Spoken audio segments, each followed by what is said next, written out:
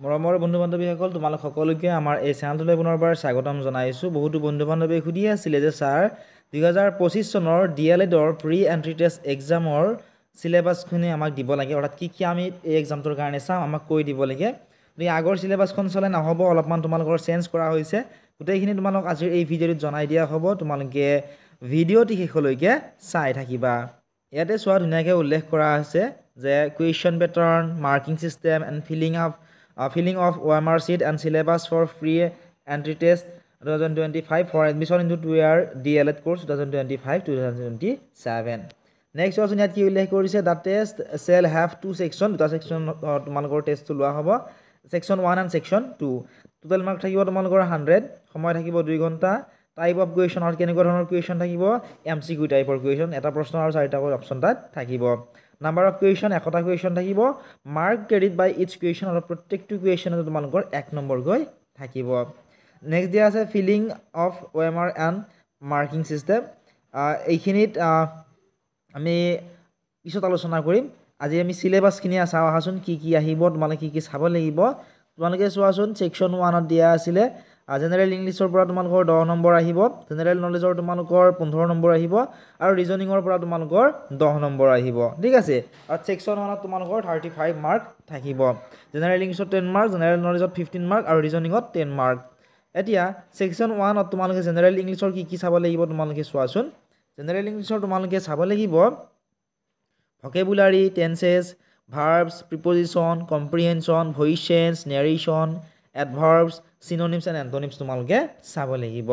General নলেজৰ তোমালোকে চাব লাগিব কাৰেণ্ট এফেয়াৰ্ছ চাব লাগিব, who is who, observations, constitutions of India, history of Assam, invention and discoveries, sports, art and culture, everyday science, world organisation, geography of India, educational commission and committees, new educational initiatives, educational organisations আদি তোমালোকে চাব লাগিব। ৰিজনিঙৰ তোমালোকে চাব লাগিব logical and analytical reasoning, pattern etcetera তোমালোকে চাব লাগিব। এতিয়া ছেকশ্যন বি, ছেকশ্যনত 35 মাৰ্ক আছিলে, ছেকশ্যন 2 বা ছেকশ্যন বিত 65 মাৰ্ক থাকিব। ইয়াৰ জেনেৰেল মেথমেটিক্সত থাকিব 15 mark, general science and EVS অৰ্থাৎ বিজ্ঞান আৰু পৰিৱেশত থাকিব 15 মাৰ্ক, ছ'চিয়েল ছায়েন্সত থাকিব 20 মাৰ্ক, আৰু লেংগুৱেজ অৰ্থাৎ তোমালোকৰ মাতৃভাষা যদি অসমীয়া হয় অসমীয়াত 15 নম্বৰ থাকিব, বাংলা হ'লে বাংলা। ঠিক আছে, তোমালোকৰ মাতৃভাষাত তোমালোকৰ 15 নম্বৰ থাকিব। নেক্সট চোৱা ছেকশ্যন 2ৰ মেথমেটিক্সৰ কি তোমালোকে চাব লাগিব।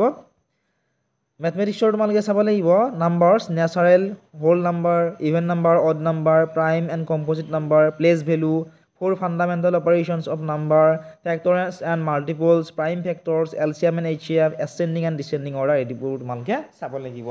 এই গোটেইখিনি কোৰ্চ কভাৰ কৰি তোমালোকৰ বাবে এটা পেইড কোৰ্চ আমি লঞ্চ কৰিছোঁ আমাৰ মোবাইল এপত। তাত তোমালোকে মাত্ৰ 199 টকা যদি পে' কৰা তোমালোকে তাত জইন হ'ব পাৰিবা।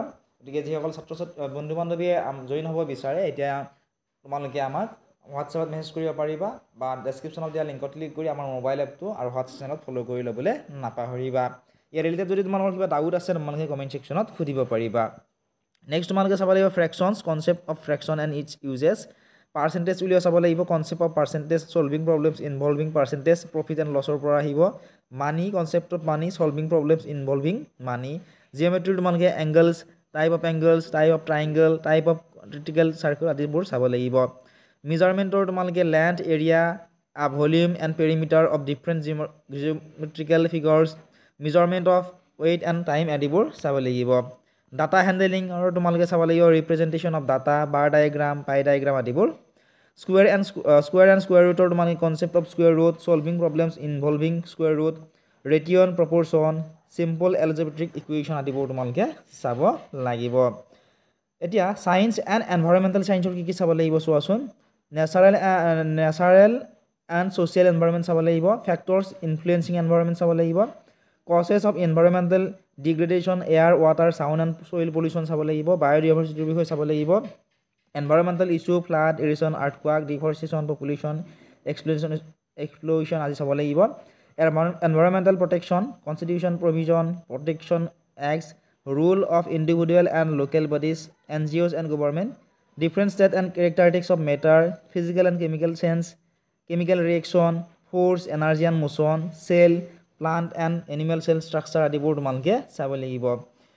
ঠিক আছে নেক্সট চাব লাগিব adaptation in plants reproduction in plants micro organism heat and temperature measurement of temperature acid bases and salt light and reflection weather and climate respiration in organism and in plants এইবোৰ চাব লাগিব social ছায়েন্সৰ তোমালোকে এইসমূহ চাব লাগিব natural and human resources atmosphere and its different layers freedom movement of India and role of India, Constitution of India and its importance, democracy and its principles, rise and fall of our kingdom, ancient urban civilization, government, state and central, art and its structure, consumer protection and right, role of financial institutions in socio-economic development of the society, transport and communication, agricultural and industrial development, India after independence, আদিবোৰ তোমালোকে class 6ৰ পৰা 10 লৈকে থকা সেৱা বা এছচিআৰ যিবোৰ book আছে সেইবোৰ বুক তোমালোকে গোটেইখিনি কভাৰ কৰিবই লাগিব তেতিয়াহে তোমালোকে পৰীক্ষাটোত পাছ কৰিব পাৰিবা নেক্সট লেংগুৱেজৰ objective of language learning importance of language learning application of phrases and আইডিয়ামছ